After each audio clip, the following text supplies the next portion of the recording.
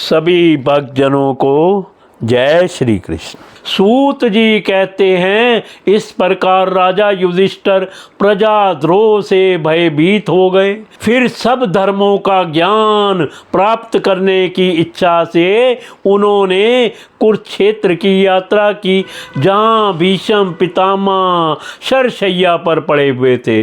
शौनकादि ऋषियों, उस समय उन सब भाइयों ने स्वर्ण जटित रथों पर, जिनमें अच्छे अच्छे घोड़े जुते हुए थे, सवार होकर अपने भाई युधिष्ठिर का अनुगमन किया। उनके साथ व्यास, धौम्य आदि ब्राह्मण भी थे। शौनक जी अर्जुन के साथ भगवान श्री कृष्ण भी रथ पर चढ़कर चले। उन सब भाइयों के साथ महाराज युधिष्ठिर की ऐसी शोभा हुई मानो यक्षों से घिरे हुए स्वयं कुबेर ही जा रहे हों। अपने अनुचरों और भगवान श्री कृष्ण के साथ वहाँ जाकर पांडवों ने देखा कि भीष्म पितामह स्वर्ग से गिरे हुए देवता के समान पृथ्वी पर पड़े हुए हैं। उन लोगों ने उन्हें प्रणाम किया। शौनक जी उसी समय भरत वंशियों के गौरव रूप भीष्म पितामह को देखने के लिए सभी ब्रह्म ऋषि, देव ऋषि और राजश्री वहाँ आए।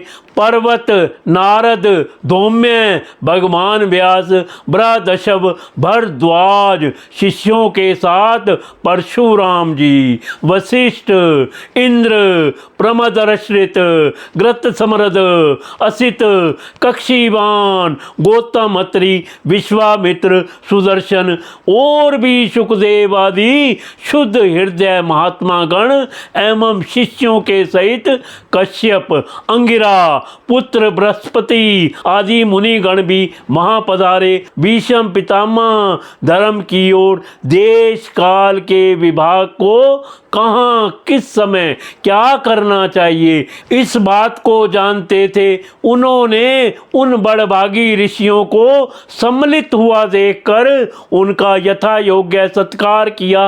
वे भगवान श्री कृष्ण का प्रभाव भी जानते थे, अतः उन्होंने अपनी लीला से मनुष्य का वेश धारण करके वहाँ बैठे हुए तथा जगदीश्वर के रूप में हृदय में विराजमान भगवान श्री कृष्ण की बाहर तथा भीतर दोनों जगह पूजा की। पांडव बड़े विनय और प्रेम के साथ भीष्म पितामह के साथ बैठ गए। उन्हें देखकर भीष्म पितामह की आंखें प्रेम के आंसुओं से भर गई। उन्होंने उनसे कहा, पांडु पुत्रानुपासीनान प्रक्षय प्रेम संतानाम अभ्या चष्टा नुरागास्त्रे रंदीभूतेन यचक्षा। धर्मपुत्रो, हाय हाय, यह बड़े कष्ट और अन्याय की बात है कि तुम लोगों को ब्राह्मण धर्म और भगवान के आश्रित रहने पर भी इतने कष्ट के साथ जीना पड़ा, जिसके तुम कदापि योग्य नहीं थे। अतिरथी पांडु की मृत्यु के समय तुम्हारी अवस्था बहुत छोटी थी। उन दिनों तुम लोगों के लिए कुंती रानी को और साथ साथ तुम्हें भी बार बार बहुत से कष्ट झेलने पड़े।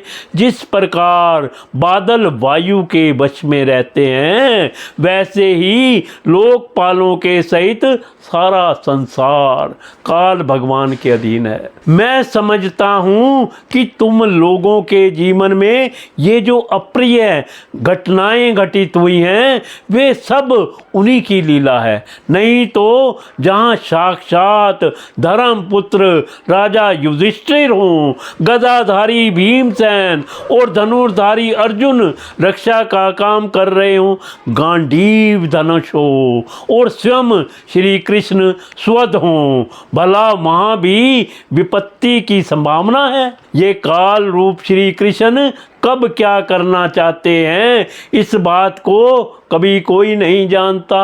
बड़े बड़े ज्ञानी भी इसे जानने की इच्छा करके मोहित हो जाते हैं। युधिष्ठिर, संसार की सब घटनाएं ईश्वर इच्छा के अधीन हैं। उसी का अनुसरण करके तुम इस अनाथ प्रजा का पालन करो, क्योंकि अब तुम ही इसके स्वामी और इसका पालन करने में समर्थ हो।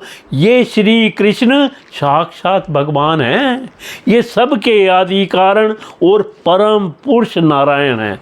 अपनी माया से लोगों को मोहित करते हुए ये यदुवंशियों में छिपकर लीला कर रहे हैं। इनका प्रभाव अत्यंत गूढ़ एवं रहस्यमय है। युधिष्ठिर, उस भगवान शंकर, देव ऋषि नारद और स्वयं भगवान कपिल ही जानते हैं, जिन्हें तुम अपना ममेरा भाई, प्रिय मित्र और सबसे बड़ा हित मानते हो, तथा जिन्हें तुमने प्रेम वश अपना मंत्री, दूत और सारथी तक बनाने में संकोच नहीं किया है, वे स्वयं परमात्मा हैं। इन सर्वात्मा समदर्शी, अद्वितीय, अहंकार रहित और निष्पाप परमात्मा में उन ऊंचे नीचे कार्यों के कारण कभी किसी प्रकार की विषमता नहीं होती।